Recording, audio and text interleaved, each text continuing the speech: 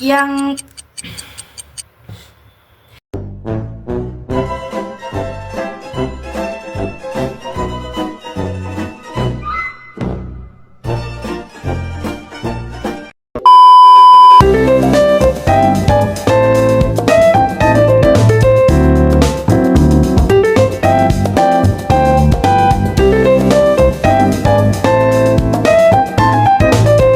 Assalamualaikum warahmatullahi wabarakatuh. Halo semuanya, saya Dwi Isma Rohmatunisa dengan NIM 231052064. Mahasiswi Program Studi S1 Pendidikan Guru Madrasah Ibtidaiyah IAIN Sultan Aman, Gorontalo. Nah, tugas video ini dibuat untuk memenuhi tugas akhir atau syarat untuk mengikuti UAS pada mata kuliah Pendidikan Jasmani, Olahraga, dan Kesehatan. Nah, pembahasan kali ini yang akan kita bahas adalah dengan judul Pendidikan Kesehatan di SDMI, di sekolah dasar maupun madrasah ibtidaiyah. Nah, yang pertama, pendidikan kesehatan. Apa sih pendidikan kesehatan itu? Pendidikan merupakan segala upaya yang direncanakan untuk mempengaruhi orang lain, baik individu, masyarakat, kelompok, sehingga mereka melakukan apa yang diharapkan oleh pelaku pendidikan. Kesehatan itu sendiri ialah dambaan setiap manusia. Siapa sih yang tidak ingin sehat? Karena sehat itu mahal. Selanjutnya, pendidikan kesehatan adalah suatu prosedur perubahan pada diri seseorang yang dihubungkan dengan pencapaian tujuan kesehatan individu. Pendidikan kesehatan dapat dilihat dari berbagai dimensi, antara lain dimensi sasaran pendidikan, tempat pelayanan pendidikan kesehatan, dan tingkat pelayanan kesehatan. Selanjutnya, berdasarkan dimensi sasaran pendidikan kesehatan, ada 3. Yang pertama, pendidikan kesehatan individu dengan sasaran individu. Pendidikan kesehatan di sekolah dengan sasaran murid atau siswa yang pelaksanaannya diintegrasikan dalam usaha kesehatan sekolah atau UKS. Yang kedua, pendidikan kesehatan kelompok dengan sasaran kelompok. Nah, sasarannya adalah pusat kesehatan masyarakat, balai kesehatan, rumah sakit dengan sasaran pasien dan keluarga pasien. Yang ketiga, pendidikan kesehatan masyarakat dengan sasaran masyarakat. Pendidikan kesehatan di tempat-tempat kerja dengan sasaran buruh atau karyawan. Selanjutnya, kesehatan lingkungan. Kesehatan menurut WHO atau World Health Organization adalah suatu kesehatan yang baik berupa fisik, mental, sosial, dan bukan hanya terhindar dari penyakit. Lingkungan adalah suatu yang berada di dalam sekitar, baik berupa bahan, kekuatan, kehidupan, maupun zat yang memiliki potensi yang menyebabkan penyakit. Kesehatan lingkungan pada hakikatnya adalah suatu kondisi atau keadaan lingkungan yang optimum, sehingga berpengaruh positif terhadap terwujudnya status kesehatan yang optimum. Kesehatan lingkungan bisa juga diartikan sebagai keseimbangan ekologis yang harus ada antara manusia dengan lingkungannya, agar dapat menjamin keadaan sehat dari manusia. Pembahasan selanjutnya adalah ruang lingkup kesehatan lingkungan, yaitu ada 2. Yang pertama, penyediaan air minum. Air minum merupakan salah satu kebutuhan dasar bagi kualitas dan keberlanjutan kehidupan manusia. Oleh karenanya, air minum mutlak harus tersedia dalam kualitas dan kuantitas yang memadai.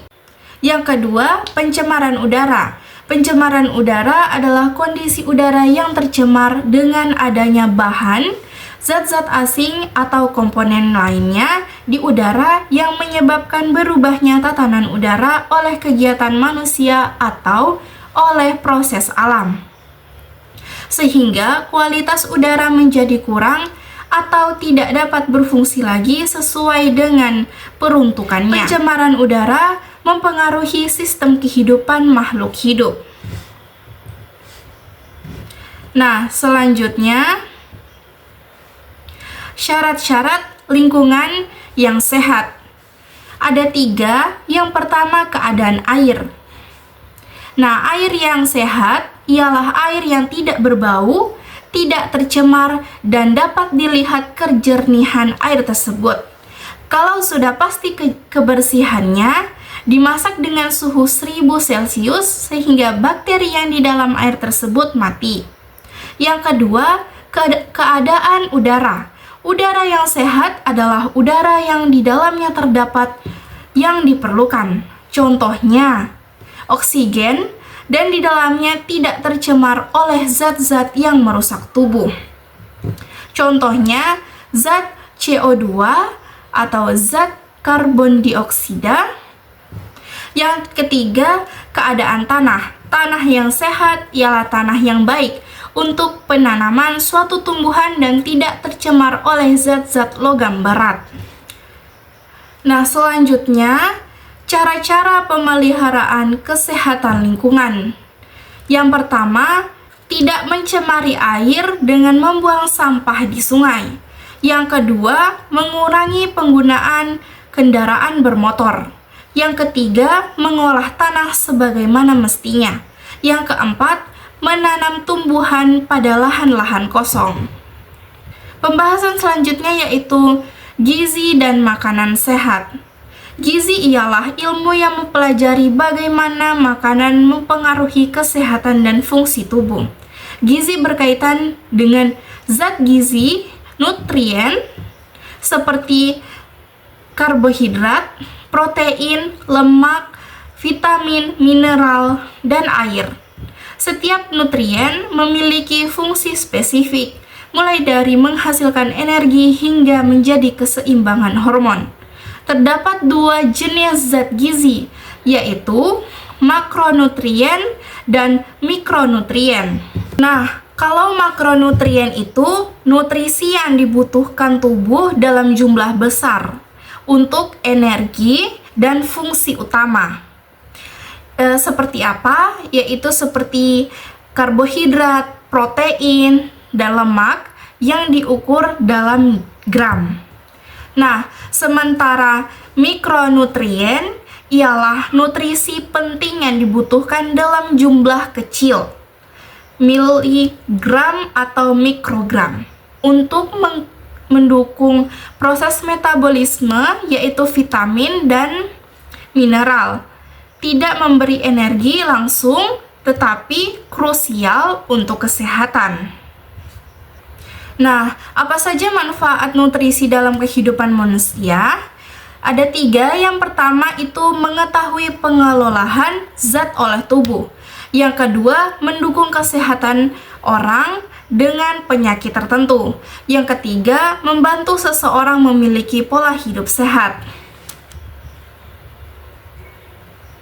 Nah, yang selanjutnya yaitu penjelasan tentang makanan sehat. Makanan sehat ialah makanan yang mengandung zat gizi lengkap dan seimbang, meliputi seperti yang disebutkan tadi, yaitu karbohidrat, protein, lemak, sehat, vitamin, mineral, dan serat. Makanan sehat juga bebas dari bahan berbahaya seperti zat aditif berlebihan, pengawet berbahaya, dan kontaminan lainnya. Nah, selanjutnya adalah pembahasan apa saja jenis makanan sehat dan yang bergizi itu. Yang pertama itu ada buah-buahan dan sayur, kaya akan vitamin, mineral, serat, dan antioksidan. Usahakan untuk mengonsumsi berbagai jenis buah dan sayuran dengan warna yang berbeda setiap hari agar tidak cepat bosan. Nah, yang selanjutnya itu biji-bijian utuh.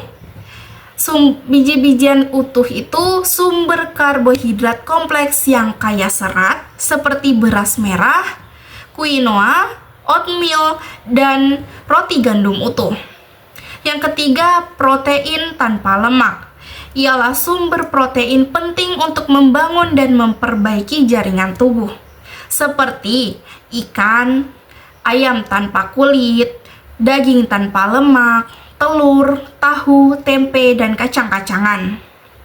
Yang keempat, produk susu rendah lemak atau tanpa lemak. Ialah sumber kalsium dan vitamin D yang penting untuk kesehatan tulang, seperti susu, yogurt, dan keju. Yang kelima, yaitu lemak sehat, sumber lemak yang bermanfaat bagi kesehatan jantung, seperti alpukat, minyak zaitun, kacang-kacangan, dan biji-bijian. Nah, yang keenam itu, atau yang terakhir adalah kacang-kacangan dan biji-bijian. Itu sumber protein nabati, serat, dan lemak sehat.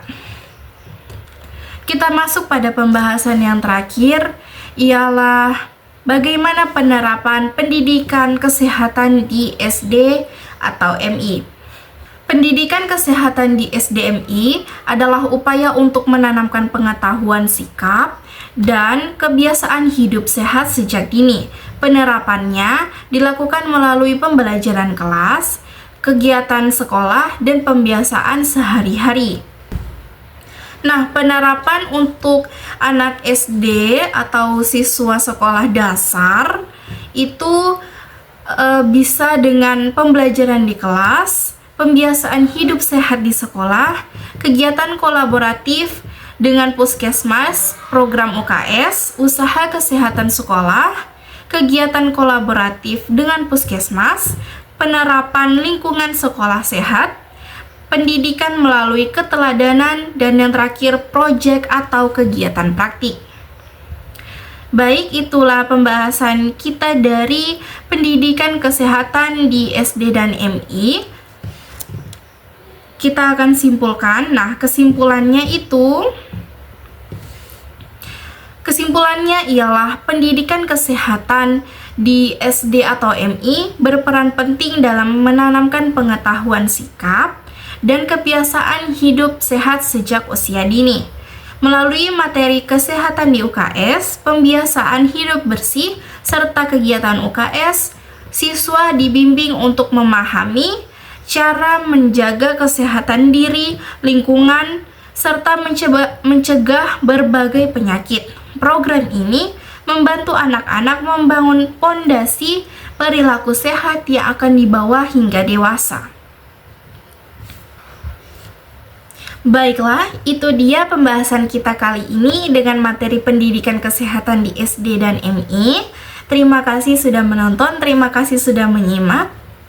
Jangan lupa like. Sekian, terima kasih. Wassalamualaikum warahmatullahi wabarakatuh. Bye-bye.